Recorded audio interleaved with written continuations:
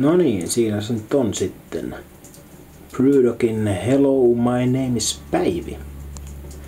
Tämä tyrnillä maustettu double IPA-tyylinen olut, jota nyt sitten kansa ilmeisesti ostaa Alkosta niinku hullu puuroa, vain koska siinä on suomalainen nimi,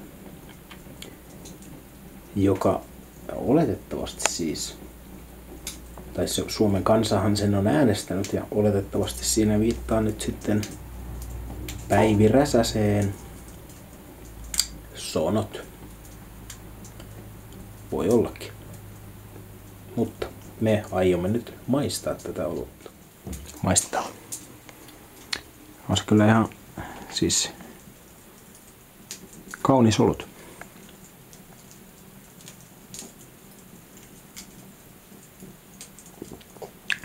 Joka semmonen raan pellettimäisen humaloitu fiilinki siinä on. Tyrnin tulee jälkimaus. Jo vasta jälkimaussa tai loppuvedossa on kreipin rinnalle. Tyypillisen kreippiliuun rinnalle, niin kuin tyrnimäinen. Enemmän voisi sellaista kirpeyttä, tyrnimarja ehkä enemmän esillä vielä. Ja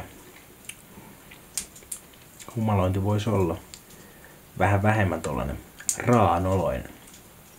Se on ihan ok tuplaIPA. Ei mitään ihmeellistä.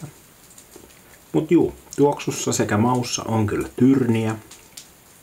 Mutta jos ei tossa olisi ihmeellistä nimeä, niin, tai ihmeellistä, mutta tätä ehkä hieman provosoivaakin nimeä, jos ei sitä olisi, niin tuskinpä tämä maunsa vuoksi sitten myisi tähän 6 euron hintaan.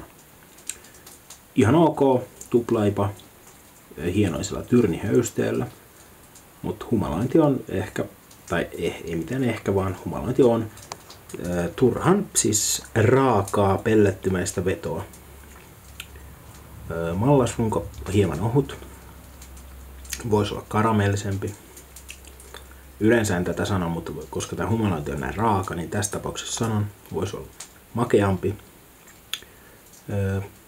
Kaipaisin semmoista enemmän sitä puhtaampaa humala, sitrus kautta tropiikkivetoa, mutta kuitenkin sillä että tulisi toi tyrni tossa esiin, niin kuin se nyt tulee. Ehkä vielä vähän voimallisemminkin voisi olla sitä kirpeyttä, mikä tyrnistä tekee niin hyvää, kun se on ihan siis puskasta syötynä. Niin.